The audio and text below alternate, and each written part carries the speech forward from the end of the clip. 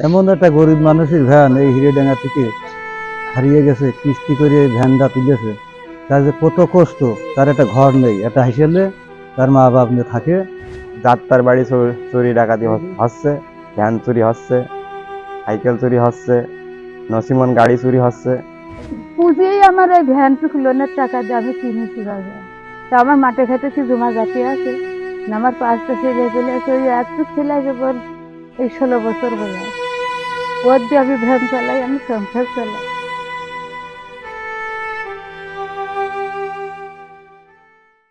সুপ্রিয় দর্শক, আসসালামু আলাইকুম। চুরি নয়, এর জন্য ডাকাতির অভিনব কৌশল।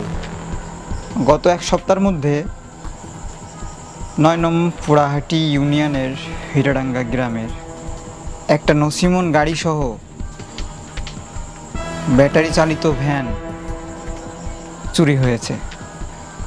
তার কিছুদিন আগেই বাসুদেবপুর বাজার সংলগ্ন বাসুদেবপুর গ্রামেই আরেকটি ভ্যান চুরি হয়েছে।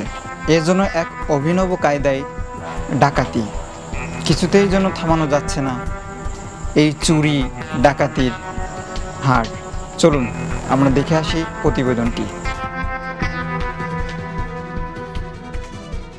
অনেকের ভ্যান চুরি হয়ে গেছে, সেখান থেকে নসিমন চুরি হয়ে গেছে। এতে আমরা হিরাডাঙ্গাবাসী সতর্ক, সারা রাত পথ দেবো আমরা। আপনারা আপনাদের জায়গা থেকে সবাই সতর্ক থাকেন। গ্রাম অঞ্চলে চোর ডাকাত ঢুকেছে, যখন তখন যার বাড়ি যাত্রার বাড়ি চুরি ডাকাতি হচ্ছে, ভ্যান চুরি হচ্ছে, সাইকেল চুরি হচ্ছে, নসিমন গাড়ি চুরি হচ্ছে। এই চোরদের কিভাবে দমানো যায়? তারা খুব কষ্টে আছে। এই কষ্ট দেখা যায় না, কান্দাকাটি মানে আর সহ্য হচ্ছে না। আমরা এখন তো এই হিরেডাঙ্গায় সব আমরা জায়গায় কত বেলে আমরা এই রাত জায়গায় এই বাড়ি ঘর গরু বাছুর সাইকেল রিক্সা ভ্যান এইভাবে কি পথ দেওয়া যায়? আপনারা সবাই সতর্ক থাকেন।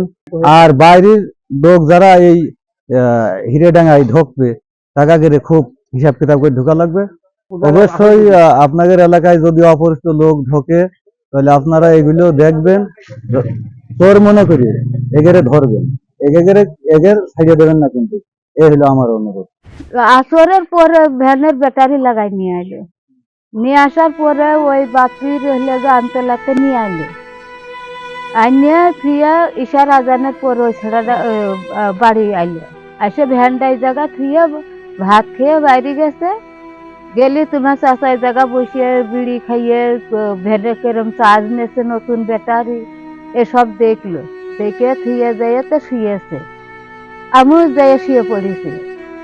তারপরেও হইলে আবার তোমার চাষা আবার উঠেছে, উঠে ভ্যানে কেরম চার্জ নিচ্ছে তা দেখেছে। দেখার পরে হলে বসে আবারও মেলা রাত্রি বিড়ি খাইয়ে তা আবার যাইয়ে শুয়েছে। তখন অন্ধকার, বৃষ্টি লাগলো, কারেন্ট চলে গেল। তারপরে বৃষ্টির পরে আবার আমি উঠবো, তো বৃষ্টি পড়ছে, বাইরে যেতে পারছি না। তো এবার আমি ঘরের মধ্যে শুয়েই রয়েছি। শুয়ে মানে এই করছি যে একটু বৃষ্টি পড়া কম হলে সেই আমি উঠেছি। উঠে দেখি যে আমার ভ্যানের কাগজটা এই জায়গা পাড়া, ওই বলটা খুলে ওই নিচে এই ফেলাই এসে ভ্যান নেই। তার মনে করেছি যে মানিক বোধহয় ও মেলা রাত্রি মানুষের আপাত বিপাদ হলে নিয়ে যায়, আমি জানি না। তো এবার আমি গোসল করে দেখছি যে ঘরে শিকল মারা নাকি, শিকল দেখিয়ে যাই ঘরে, দেখি যে শিকল দেওয়া নেই। তখন আমি হাইটের পর উঠিয়ে যাই, তো আমি দুয়ার ধাক্কা চার করছি যে ও মানিক ভ্যান কই, ও মানিক ভ্যান কই। এবার মালিক কাছে ভ্যান আছে। এবার আমি দুয়ার দোকলে দুয়ার ভেঙে এলে ঘরে ঢুকে ওর যে গায়ে হাত দিয়ে ডেকে করছে ও মানিক ভ্যান নেই, তুই তো শুয়ে রয়েছি, কোনে আসে ভ্যান।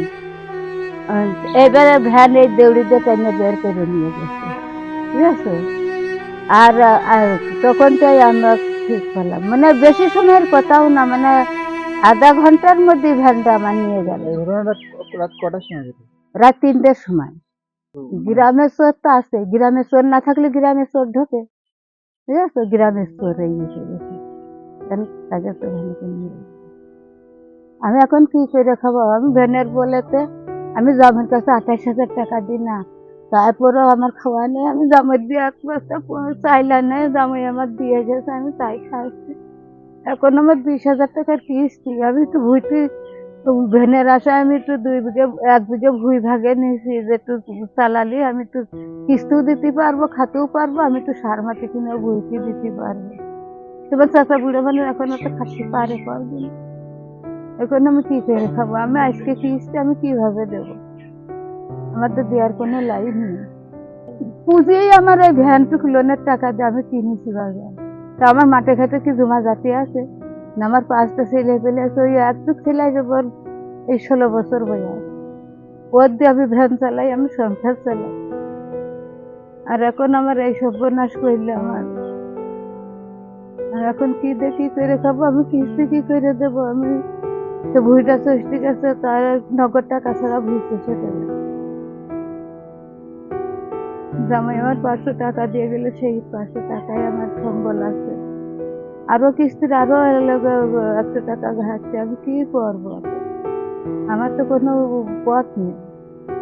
যে বিত্তশালী যারা আছে তারা তো আমার পাশে না দাঁড়ালে আমি কি করে বাঁচবো? আমার তো বাঁচার কোনো পথ নেই। আমি যে 2 দিন বাঁচি আমার তো একটু দুনিয়ার পরে করে খাওয়ার, আমার পেটে তো 2 ভাত দেওয়ার দরকার আছে। আমি এখন আবার কিনা দেখবার কিনাই করবে। ছেড়াটাও আজ 2 দিন আমার একটু ভাত পানি খাই না, হাট বাজার নেই, কিছু নেই, আমি কি করে খাবো? সেটা চাল থাকলে তো হয় না। জামাই 25 কেজি চাল দিয়ে গেছে, তাই আমি আজ কয়দিন খাচ্ছি। এরপর আমি আর কি করে খাবো? আমার কি আর দেখা মানুষ আছে?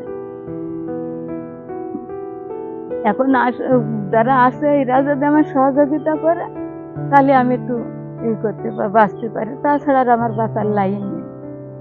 যাওয়ার আগে আপনাদের কাছে আমি একটা কথাই বলতে চাই, প্রতিটা গ্রামে গ্রামে, প্রতিটা মহল্লায় মহল্লায় আপনাদের জান মালের নিরাপত্তা আপনাকেই দিতে হবে। আজকের মতো এখানেই শেষ করছি। পরবর্তী অনুষ্ঠান আমরা অন্য কোনো টপিক নিয়ে, অন্য কোনো আলোচনায় বিষয়বস্তু নিয়ে আমরা আসব। ধন্যবাদ সবাইকে। ভিলেজ টিভির সাথেই থাকুন।